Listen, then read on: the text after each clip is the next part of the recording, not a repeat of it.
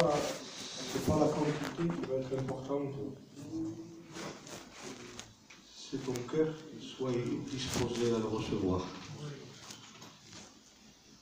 Frère Blanco, vous parlez d'un miracle qu'on a vécu tous les deux, on n'en a pas vécu qu'un. Mais un peu plus du temps, et je crois que plus ou moins on a tous vu un jour ou l'autre un miracle au sein de notre famille. Et ça ne nous a pas changé. Ce n'est pas le miracle qui va te changer. Dans la parole de Dieu, à un moment donné, il y avait une histoire.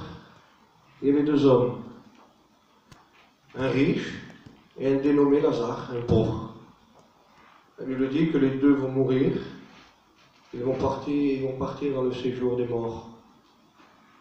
Et là, lui, Lazare, le pauvre, était consolé, la Bible dit, dans le sein d'Abraham.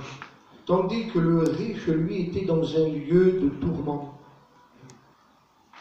Pendant les jours de sa vie, il s'était réjoui. Il ne lui manquait rien. Il buvait, il chantait, il dansait. Mais il y a une fin à tout. Aujourd'hui, peut-être que tu t'amuses, tu te divertis, mais il faut savoir qu'un jour on rendra des comptes à Dieu. Dans le livre d'Ecclésiaste, il dit « Réjouis-toi !» Un jour, j'avais dit ça à ma fille. Je lui avais dit ce passage « Réjouis-toi, ma fille. Fais ce que ton cœur désire. » Alors elle était toute contente. Elle souriait comme pour dire « C'est vrai, papa, tu me le dis en vrai ?» Je lui ai dit « Oui, fais ce que tu veux. » Mais sache qu'un jour, tu rendras des comptes à Dieu. Et on ne se moque pas de Dieu. N'oubliez jamais que cette réunion a coûté la vie d'un fils. La vie d'un fils unique. Et nous, on les bâcle les réunions. On est habitués même à écouter l'évangile. Et on cherche les meilleurs prédicateurs. Ce n'est pas le prédicateur qui changera ta vie. C'est ce que réellement tu désires. À un moment donné, le riche dans le lieu de tourment, il va voir ce dénommé Lazare consolé dans le sein d'Abraham. Il y a une résurrection, il y a un ciel comme il y a un enfer. Et là, il va dire quelque chose. Père Abraham, je souffre cruellement dans ce lieu de tourment. Demande à Lazare qui trempe le bout de son doigt dans l'eau et qu'il vienne me rafraîchir un peu la langue. Abraham lui dit, fils, pendant les jours de ta jeunesse, tu t'es réjoui, tu as fait ce que tu voulais. Et il y a une séparation trop grande pour que Lazare puisse venir jusqu'à toi. Alors il lui dit, écoute, j'ai encore des frères dans le monde. Permets que Lazare revienne d'entre les morts. Ainsi, mes frères ne viendront pas dans ce lieu, ils croiront. Et Abraham a dit quelque chose. Ils ont la loi et ils ont les prophètes. Et s'ils n'ont pas cru à la loi et les prophètes, combien même un mort reviendrait d'entre les morts, ils ne croiraient pas non plus. Ouais. Et je vous le dis en vérité, et je sais de quoi je parle, j'ai vécu cette propre expérience avec ma propre fille. Quand elle est née, on avait diagnostiqué dans le corps de ma compagne un virus qu'on appelle la toxoplasmose, qu'on attrape au contact de l'avion qui est un peu cru, ou d'un chat ou d'un chien. Et c'est une maladie virale qui se transmet au nourrisson pendant qu'il est dans le ventre. On a donné pendant 6 mois un traitement à ma femme. Lorsque la petite est née, c'était à l'époque, Tony, tu sais l'église des Patanes? Il y a plus de 25 ans de ça. La petite est née, on lui a fait toutes sortes d'examens, savoir si la toxoplasmose n'était pas placée dans un membre de son corps. Parce qu'elle peut se loger dans les yeux, elle peut se loger dans le bras, elle pouvait se loger dans une partie de son corps, elle pouvait la rendre infirme. Et les 3-4 premiers jours, que des bons résultats, Samuel. Ah, j'étais content. J'étais content. J'étais heureux. Je dis, ben, ça y est maintenant, demain elle sort. Demain elle sort. Et le lendemain, alors qu'elle aurait dû sortir, j'étais au café, à la place du Puig, Kilmanel, et je jouais aux cartes. Comme d'habitude, si ce n'était pas les sorties, c'était les cartes. Et là, j'ai ma sœur, la plus aînée, elle est venue jusqu'au café, chose qu'elle n'avait jamais faite. Jamais. Jamais elle s'était permis de venir jusqu'au bar me chercher, ma plus grande sœur aînée. Quand elle est venue, j'ai compris qu'il se passait quelque chose. Et lorsque je suis sorti du bar, elle m'a dit une parole. Surtout ne t'inquiète pas, il n'y a rien du tout. Quand elle m'a dit ça, j'ai pleuré. J'ai compris qu'il se passait quelque chose. Je suis parti à la clinique. Et on m'a dit, monsieur, on ne peut pas véritablement se prononcer, mais au dernier examen, vis-à-vis des yeux, on y voit des taches. Mais nous, on n'a pas le potentiel, on n'a pas les appareils qui pourraient attester réellement si elle est atteinte ou pas. Je vous fais une lettre d'urgence demain matin, vous partez à Montpellier, le généraliste spécialiste de Montpellier vous reçoit à 8 h du matin. Nous avons dormi à la clinique de Pointe, tous ensemble. On a pris la route, bon matin, avec mon beau-père, belle-mère, père qui est auprès de Dieu. Quand on est arrivé là-bas, à 8 h du matin, le généraliste spécialiste nous attendait. Ils sont montés, j'étais en bas, j'attendais le diagnostic. Et le diagnostic est tombé. Pas besoin d'être prophète pour savoir quand quelque chose ne va pas. Quand tu vois ta femme redescendre les escaliers en pleurant amèrement, tu as compris qu'il se passe quelque chose. Et là, tout d'un coup, tu n'as plus envie de faire la fête.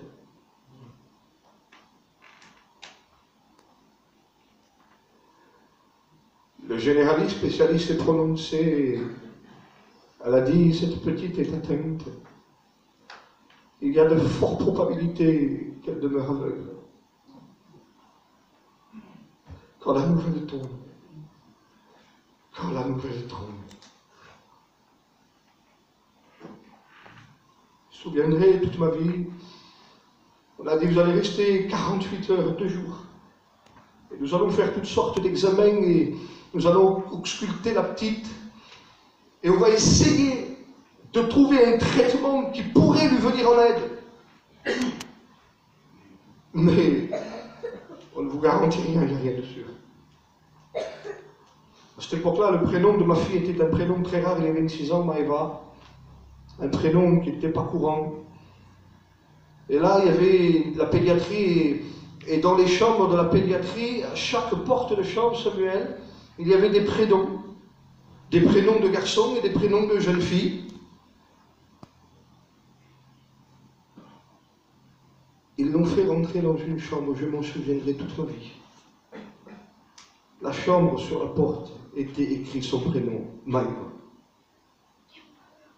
Comme si cette chambre l'attendait. On lui a fait toutes sortes d'examens, des ponctions lombaires, des prises de sang au niveau de la tête. On lui a fait toutes sortes. Elle avait une semaine. Et c'est fait ce qu'on fait tous. J'ai prié. Quand tu es dans la difficulté, tu ne te réjouis plus, tu pries. C'est vrai ou non? Tu te souviens quand tu es à l'hôpital? Hein, tu te souviens ton petit? Tu n'avais plus envie de faire n'importe quoi. Hein? Tu suppliais Dieu qu'il fasse quelque chose. J'ai vu ton petit. J'ai vu son petit. Tu permets que je parle de ça en 2 minutes. Son petit, il avait perdu la parole. Il ne parlait plus. Il n'arrivait pas à dire un mot. Tu te souviens, Cactus? Je suis rentré dans cette salle avec Thibaut. On allait les visiter. Et juste le petit était en train de faire une crise. Je suis rentré à l'intérieur, je prends Christ à témoin, il ne pouvait pas sortir un seul mot de son bouche. Il tremblait dans tout le corps et le corps se paralysait et il s'étirait. Le corps s'étirait.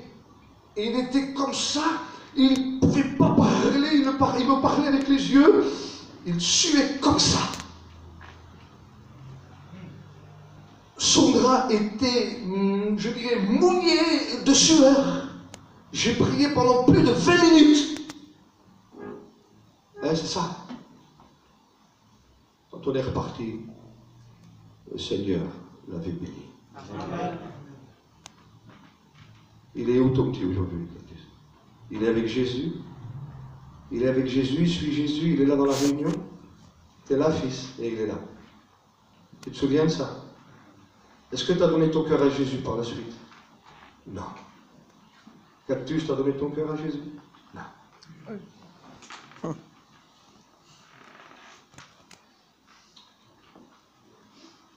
J'ai prié de tout mon cœur.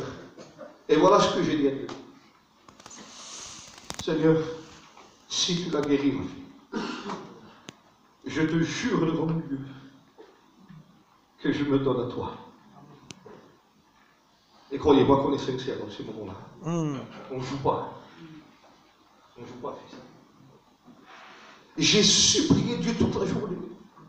Je pleurais, je me mettais dans un coin, je fuyais le regard de ma femme, le regard un peu de tout le monde. J'avais honte de pleurer devant eux, je me mettais dans un coin. Et je suppliais Dieu, je t'assure que je te donne ma vie, je te donne ma vie, je te donne tout. C'est fini. Si tu l'as guéri, c'est fini. J'arrête tout. On est monté arrivé là pour Montpellier, il était 8 h du matin. 5 h de l'après-midi, je devais la garder 2 jours. À 5 h de l'après-midi, on me dit, monsieur, on va lui faire un dernier examen au niveau des yeux. Et puis demain, nous continuerons à essayer de trouver un traitement qui lui permettra de garder la vue. J'ai dit, allez-y. Je ne sais pas si c'était là, mon frère, il est là. Je ne sais pas si c'était à Montpellier, il n'était pas à Topacoa, il est là, je pense. Ils sont montés avec les infirmières. Et au bout de quelques minutes, j'ai entendu ma belle-mère crier, ma femme crier, et les infirmières crier. C'est un miracle. Cette petite n'a rien. Amen. Mais au lieu de donner mon cœur à Jésus, je me suis enfoncé encore plus en péché. Je me suis vautré dans la cocaïne et dans le n'importe quoi. Au lieu d'être reconnaissant, j'ai été égoïste et j'ai été ingrat. Et c'est ce que nous sommes. On est un peuple égoïste et on est un peuple ingrat. Dieu nous bénit, nous visite. Combien de fois tu as été visité sur ta chaise? Je peux ressentir que tu as présent, Seigneur, il l'a fait. Qu'est-ce que tu auras fait? Oui. On cherche des messages qui vont essayer de nous épater. On cherche des messages pour pouvoir dire Amen, quelle note? Oui, mais la note ne te sauvera pas, le miracle ne te sauvera pas, l'expérience te sauvera.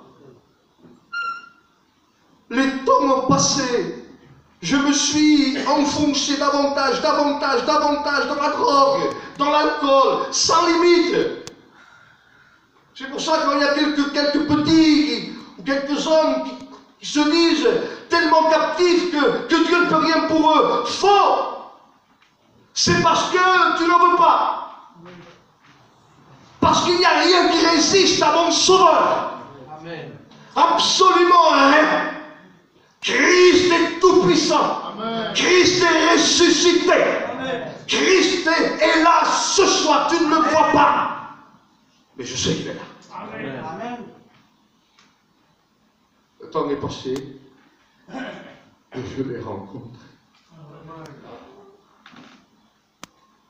Bon. Quand tu le rencontres, c'est plus pareil. Tu ne demandes pas un miracle. Tu veux qu'il te prenne seulement dans les bras, tu veux le connaître. Amen.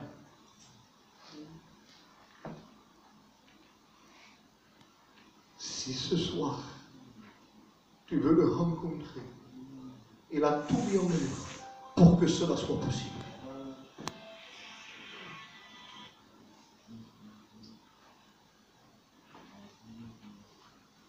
ennuyé ce soir?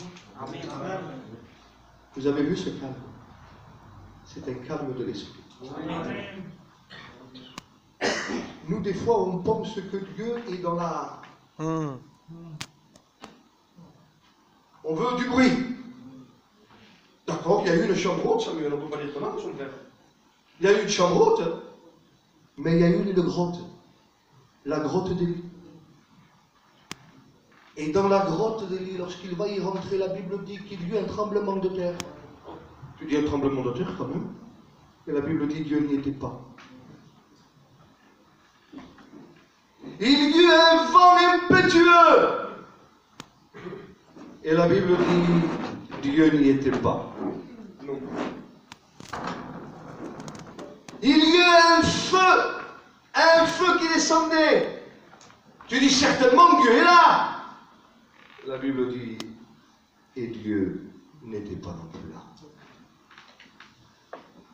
Et là il dit écoutez bien, j'arrête de parler, écoutez maintenant.